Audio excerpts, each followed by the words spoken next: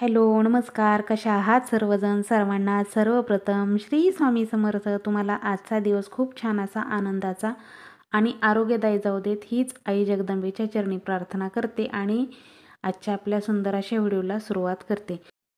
तर आजच्या व्हिडिओमध्ये मी तुम्हाला सांगणार आहे की चातुर्मास आपला जो चालू होणार आहे, 4 महिन्यांचा कालावधी असतो चातुर्मास. तर चातुर्मासामध्ये कुठले व्रत करावे आणि त्या व्रताचे फायदे, फळ, कुठल्या कुठल्या सेवा कराव्या ह्याची संपूर्ण माहिती मी आजच्या व्हिडिओमध्ये देणार आहे. त्याचबरोबर तुम्हाला मी माझे सकाळची पूजा रुटीन दाखवणार आहे. तर आजचा व्हिडिओ न स्किप करता शेवटपर्यंत बघत राहा. आवडला तर लाईक करा, कमेंट करा. चॅनलवर जर नवीन असाल तर चॅनलला सबस्क्राईब करा. चला तर आपल्या व्हिडिओला सुरुवात करूया. तर आता मी तुम्हाला सर्वात अगोदर सांगणार आहे की आपला चातुर्मास जो आहे 17 जुलैपासून चालू होणार आहे, तो 12 नोव्हेंबरला संपणार आहे.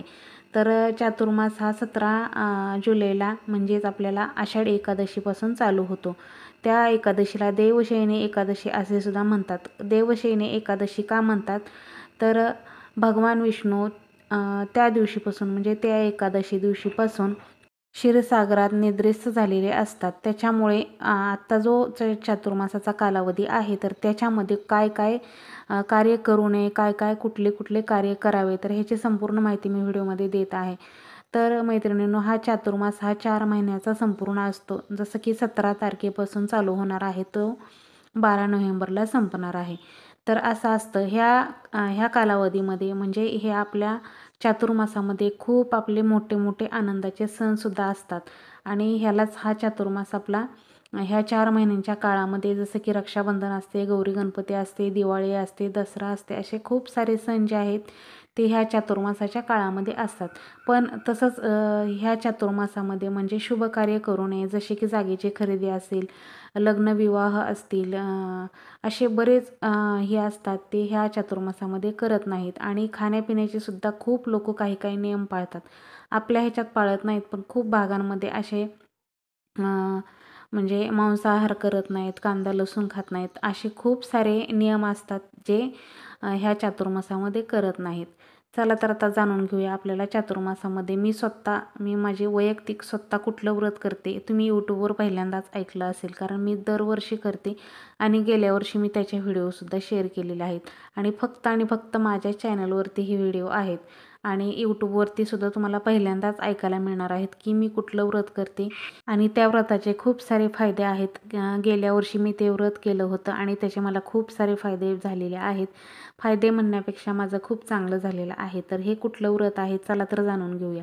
तर बघा, गेल्या वर्षी मी तुम्हाला व्हिडिओमध्ये सांगितलं होतं आणि तुळशीची पूजा हे सगळं तुम्हाला मी दाखवलं सुद्धा होतं. तर हे तुळशी व्रत हे जे आहे हे चातुर्मासामध्ये मी दरवर्षी करत असते. हे 4 महिन्यांच्या काळामध्ये तुळशीची पूजा तर आपण रोजच करतो, पण तुळस ही भगवान विष्णूंना अतिशय प्रिय आहे. त्याच्यामुळे तुळशीला प्रसन्न करण्यासाठी आणि भगवान विष्णूंना प्रसन्न करण्यासाठी हा कालावधी खूप चांगला असतो. आणि ह्या कालावधीमध्ये आपल्याला संकल्पयुक्त तुळशीचे व्रत करायचे असते.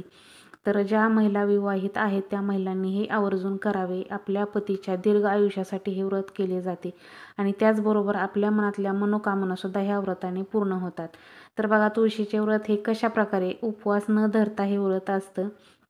उपवास नाही, पण अशा प्रकारे सुंदर तुळशीची पूजा करून रोजच्या रोज नित्यनेमाने फक्त मासिक धर्म 5 दिवसांचा आला तेवढं स्किप करून, सुतक वगैरे स्किप करून, जर आपण चातुर्मासामध्ये रोजच्या रोज नित्यनेमानं जर तुळशीची अशा प्रकारे पूजा केली तर त्याचे आपल्याला उत्तम फळ मिळते. आपल्या पतीलासुद्धा दीर्घ आयुष्य लाभते आणि आपल्या मनातल्या सर्व मनोकामना, इच्छा ज्या आहेत त्या पूर्ण होतात.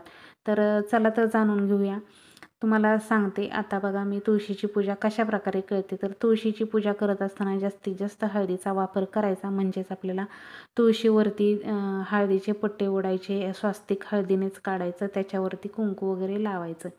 अशा पद्धतीनं पाणी घालून छान अशी सुंदर रांगोळी घालून तुळशीला 5 टिपके हळदी कुंकाचे देऊन हळदीने स्वस्तिक काढून छान सुंदर रांगोळ काढून रोज सकाळ संध्याकाळ दिवा लावायचा, तुळशीला पाणी घालायचं. एकादशी असेल तर पाणी स्किप करायचं. रोजच्या रोज नित्यनेमाने अशा प्रकारे तुळशीची पूजा करायची.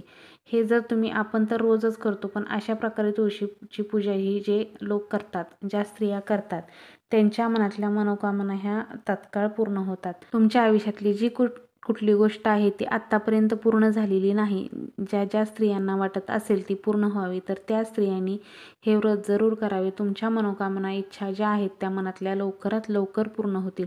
कुठल्याही संदर्भात असतील त्या इच्छा, त्यासुद्धा पूर्ण होतील. तर ही झाली तुम्हाला मी रोजच्या रोज आपल्याला तुळशीपूजन करायची आणि तुळशीचे व्रत कसे करायचे ह्याची माहिती. आणि आत्ता चातुर्मासामध्ये रोजच्या रोज उंबऱ्याची पूजा आणि रोज उंबऱ्यावरती आणि आपल्या उंबऱ्याच्या साईडला गोपद्म काढायचे असतात. तर चातुर्मासामध्ये गोपद्माला खूप महत्त्व आहे. त्याच्यामुळे रोजच्या रोज गोपद्म रांगोळी ही आपल्या दारामध्ये, आपल्या देवघरामध्ये असली पाहिजे.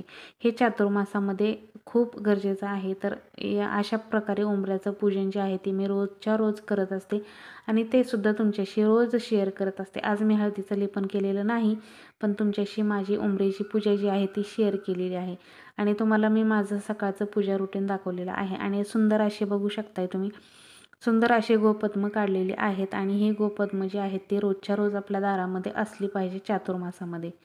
त्याचबरोबर आता हळदीनं आता चातुर्मास सुरू होत आहे, पण तुम्हाला दाखवण्यासाठीच आहे मी आत्ता काढत आहे. तर आपल्याला हे एकादशी दिवशीच काढायचं आहे. तर अशा प्रकारे आपल्याला हळदीनं स्वस्तिक आपल्या मुख्य दरवाजावर काढायचं आहे.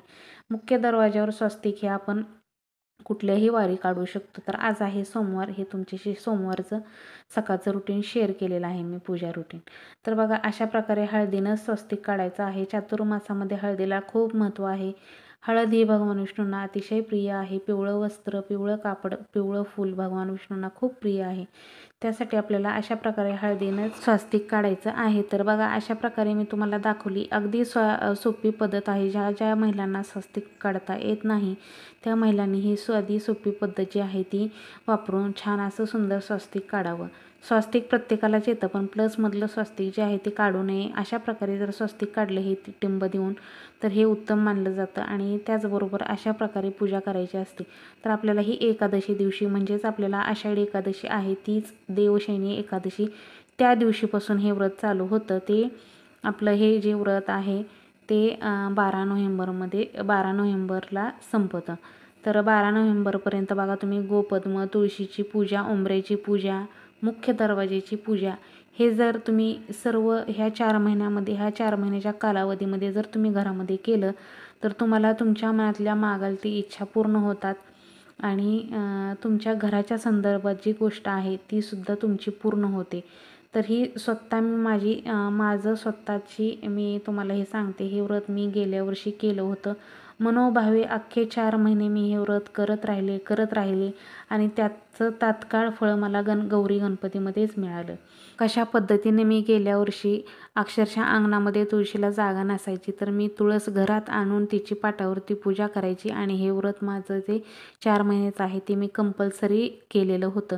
आणि ह्याचे व्हिडिओसुद्धा खूप सारे आपल्या चॅनलवरती टाकलेले आहेत मी माझ्या तुळशीच्या व्रताचे. तर खरंच हे तुळशीचं व्रत केल्याने मला खूप फायदे झालेले आहेत आणि माझी स्वप्न जी होती ती मला वाटतसुद्धा नव्हतं एवढ्या लवकर पूर्ण होतील. तर ती ह्या व्रताने किंवा स्वामींच्या कृपा आशीर्वादाने, आई तुळजाभवानीच्या कृपा आशीर्वादाने माझी पूर्ण झाली. त्याच्यामुळे कुठलंही व्रत जे आहे ते संकल्पपूर्वक केलं, म्हणजे संकल्प करून जर आपण केलं तर आपल्याला त्याचं फळ तात्काळ मिळतं आणि त्याचबरोबर 100% सुद्धा मिळतं.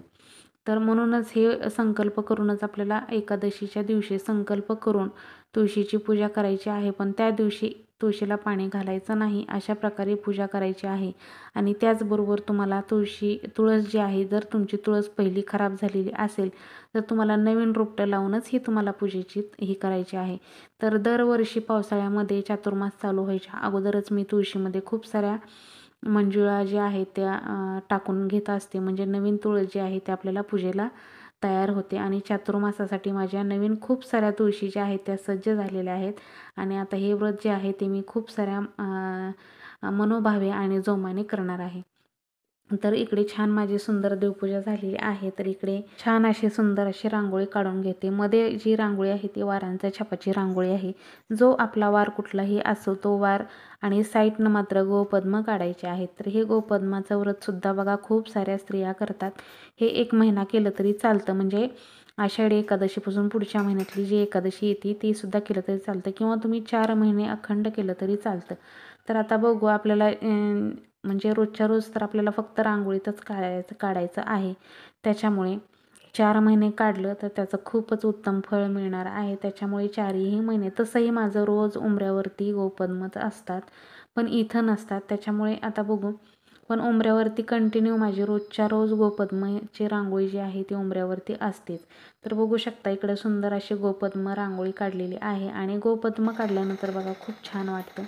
आणि अशा प्रकारे रोजच्या रोज गोपद्माची रांगोळी काढावी आणि त्या रांगोळीतलं सुंदरता बघा किती छान आहे. त्याच्यामध्ये खूप सुंदर म्हणजे इतकं असं बघितल्याच असं वाटतं की किती सुंदर आणि मनमोहून टाकणारी रांगोळी वाटते गोपद्म म्हणजे. त्याच्यावरती सुंदर असं हळदी कुंकू सोडलं की आणखीनच उठून आणि खुलून दिसते.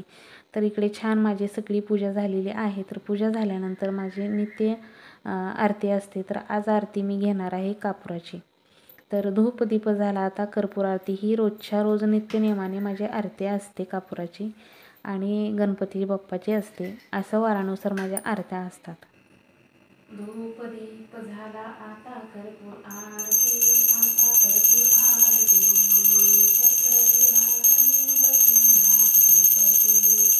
कर्पूरवरी समासमादे निर्मळ राहू दे, माझी निर्मळ राहू दे.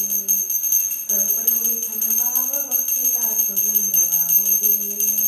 कापुराच्या उजळणी ज्योती पाहिन तव मूर्ती, स्वामी पाहिन तव मूर्ती. धूपदीप झाला आता कर्पूर आरती, धूपदीप झाला आता कर्पूर आरती.